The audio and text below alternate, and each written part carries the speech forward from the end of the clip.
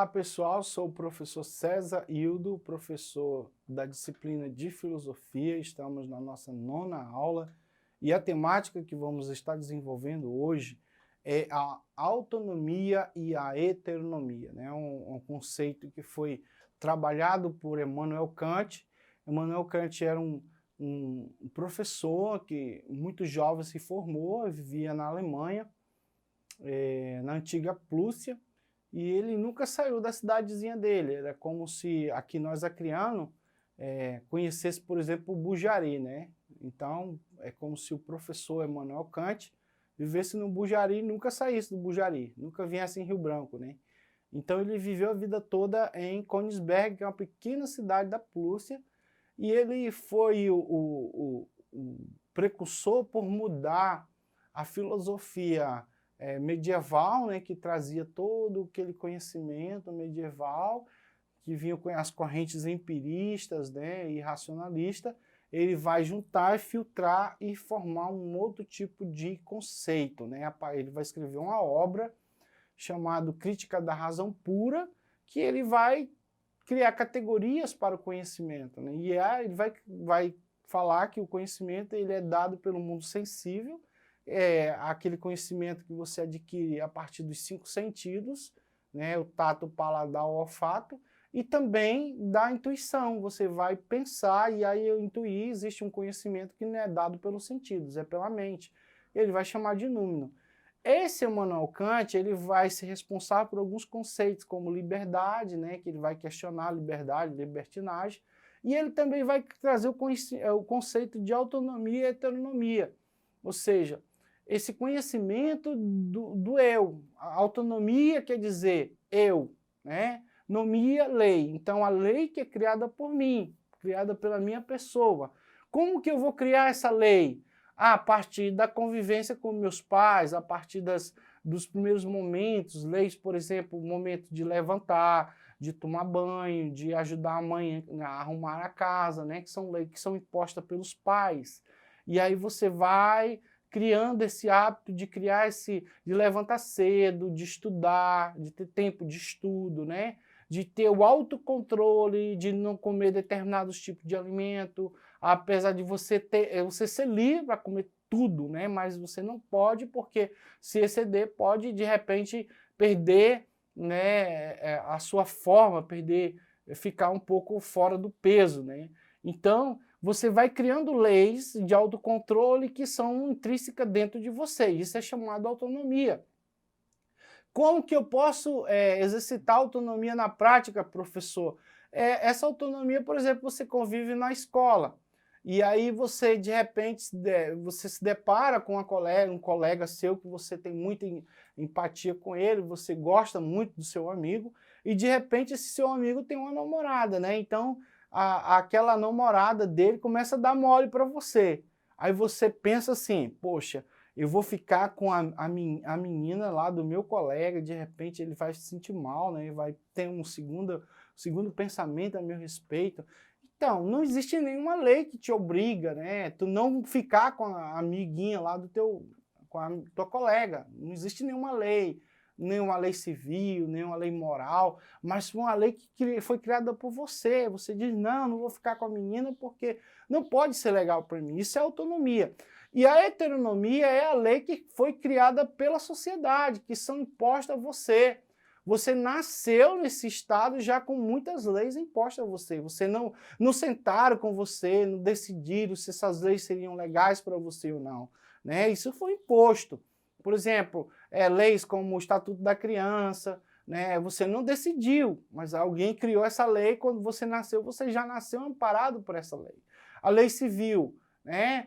Nada te impede, né, de conhecer ela, de chegar a conhecer essas leis, mas elas foram impostas a você, né? O Código Civil, o Código Penal, né? A Constituição são leis criadas pelo outro. Heteronomia quer dizer o hétero é o outro, nomia, a lei do outro, são impostas a você. Você nasceu em sociedade, como diz Aristóteles, você é um animal político, e aí você vivendo nessa sociedade, essas coisas são impostas a você e você tem que aceitar essas leis. Agora, É claro que existem umas leis que são produzidas dentro de mim que você vai pensar assim, poxa, eu vivo em sociedade, mas se eu praticar determinadas coisas, que mesmo que a lei não diga que é ilegal, mas que vai prejudicar o outro, então não é legal para mim, eu não vou me sentir bem, eu não vou me sentir feliz. De repente comprar um objeto, um celular de um colega que está me ofertando muito barato, e de repente esse celular não tem nota. Aí eu tenho que imaginar, pode ser produto de furto, de roubo, né? De repente alguém pode estar chorando por falta desse objeto. Então essa lei moral dentro de mim vai dizer não, é isso que Immanuel Kant vai dizer, a lei moral em mim. Então, Immanuel Kant também vai dizer assim, ó, age de tal modo que todos os elementos usados na tua ação possa ser algo justo. Pode ser, tem que ser justo para todo, tem que ser uma lei universal para todo. Então, se eu comprar um produto que é suspeito de furto, eu posso de repente pensar, eu sou brasileiro, o brasileiro é oportunista, né? O brasileiro, ele tira vantagem em cima de tudo. Mas se for uma outra pessoa, sei lá, um norte-americano, um alemão, geralmente ele vai dizer não, porque o costume, o hábito moral deles é de questionar essas coisas, não vai aceitar, não vai dizer é oportuno, é uma pichincha, ele vai questionar isso, ele vai suspeitar disso, ele não vai se sentir bem estar com um objeto que é suspeito para ele, porque ele se acha indigno. De repente alguém pode chegar, esse aí é o meu celular, esse aí é o meu tênis, esse aí é o meu sapato. E aí, como é que a pessoa fica? Então o brasileiro é muito mal acostumado com tirar vantagem em cima de tudo. Então nós precisamos remodelar a nossa autonomia e entender que existem leis que são intrínsecas na nossa vida, que precisam ser praticadas, que vai fazer com que eu me sinta bem. Essa autonomia também pode ser trabalhada, por exemplo, em situação de um corpo. O corpo é meu, mas de repente eu estou inconsciente num hospital e o Estado, que tem o poder, né, da máquina, das medicações, ele pode, tipo, fazer uma operação sem o meu conhecimento, sem minha autorização. Então, a heteronomia, por exemplo, é exercida pelo Estado, que pode muito bem fazer uma cirurgia sem a minha autorização. Então, isso é um problema também da bioética, né?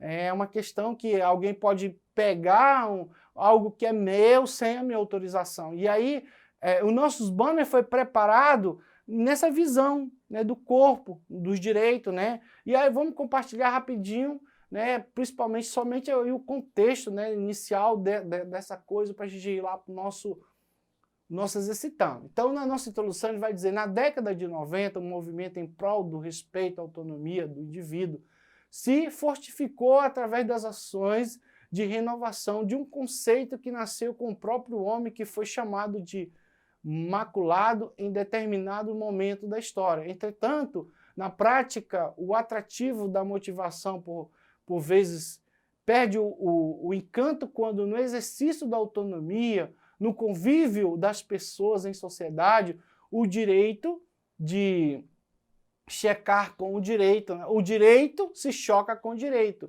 De um lado, o exercício da autodeterminação decorrente das regras postas pela própria pessoa ou por ela reconhecida espontaneamente, né, do outro. A circunstância do indivíduo se obriga a obedecer às regras impostas por outrem, gerada pelos costumes, emanadas pelos órgãos legislantes, né? Os conflitos surgem dessa coexistência entre autonomia e heteronomia. Então, pessoal, em determinado momento da história da humanidade, pessoas, elas muitas vezes eram usadas, né, como objeto de experimento sem ter o devido conhecimento, né? Muitas vezes as pessoas aplicavam determinados tipos de vacinas, como é o caso dos doentes sifílicos do Alabama, que foram injetados nesses seres humanos uma doença que é infecto-contagiosa a partir das relações sexuais, né? Que é a sífilis. Então foi aplicada a sífilis nesses seres humanos e foram colocados como objeto de observação sem ter o conhecimento, ou seja, foi violado o direito da autonomia do ser humano. Então, de certa forma, essas leis que foram criadas, elas foram revistas, foram questionadas, né, em convenções internacionais, convenções que tratam justamente sobre os direitos humanos, e hoje nós estamos vivendo algo parecido, né, que nós estamos no meio de uma pandemia, algo que muitas vezes é questionado como é que está sendo elaborada essas vacinas que vai combater o Covid-19. Aí entra a questão da autonomia e heteronomia, que é uma temática nossa trabalhada, né, aqui na segunda série. Tá bom, gente? O significado da autonomia privada. Autônomo do grego é autonomos, isso a gente já explicou, né? Essas regras, né, de pessoas escolhem para disciplinar os seus interesses, das relações recíprocas, ou seja, o autorregramento que consiste no que determina a autonomia privada. Né? Isso aí também é questionado por Immanuel Kant, isso aí a gente já viu, a heteronomia. A problemática entre esses dois conceitos, ele vai dizer, o embate da autonomia com a heteronomia acontece num sistema de forças que nem sempre se equivalam e se respeitem. Né? Esse cenário, por exemplo, da bioética, com lastro na autonomia, justiça e beneficência, trouxe efetiva contribuição nas questões da vida e da saúde humana, ampliando esse horizonte na conscientização dos direitos difusos, dentre eles o direito do consumidor, usado nos reclames da natureza sociais, incutiu pragmatismo ao exercício da autonomia. Assim, sob auspícios dessas concepções, as relações entre profissionais de saúde e usuários de serviços de saúde adquiriram novas feição. É possível igualdade dos participantes dessa ciranda de manchas, né, de contramanchas geradas pela dicotomia, né, carente dos dois requisitos, informações claras, acessíveis e a capacidade de autodeterminação desses pressupostos brota a seiva para existir com a liberdade do verdadeiro Estado do Direito. Tá? Então, pessoal, essa aí é a resposta, né, desse conflito entre autonomia e heteronomia, né, que busca, né, a força do Estado contra o dono do conhecimento, que é você, que você conhece as coisas que te pertencem. Né? Então, há sempre esse conflito, o Estado brigando, é aquilo que Thomas Hobbes vai falar no Leviatã, um monstro, né, que se apresenta como defensor, né, que é o devorador de tudo. De repente ele pode estar te protegendo, mas a gente tem que ver qual é a mão que opera o Estado, quem está por trás do Estado. Né? Então, vamos para o nosso exercitando. Então, no nosso exercitando vai ter aí uma questão bem interessante, né, no ensino dos conteúdos durante as aulas de educação física. Há sempre valores morais em jogo, tais como a justiça, o certo, o errado, a solidariedade, o egoísmo, o respeito, o desrespeito, entre outros. Portanto, ensina um determinado movimento, habilidades ou fundamentos dentro do contexto de um conteúdo específico de ensino. E antes de tudo, ensinar regras de comportamento e de convivência social. Para Piaget, a evolução da prática, da consciência das regras abrange 3 fases que seguem a seguinte ordem de desenvolvimento. Então, ele vai dizer que a autonomia, a heteronomia e a anomia segue essa ordem. Tá bom, pessoal? Então foi legal a gente pensar um pouco sobre Immanuel Kant. Acesse a plataforma Edu, que tem acesso a todo o conhecimento. Também vá lá no webaulas.ead.ce. Professor César fica aqui, um grande abraço e um tchau.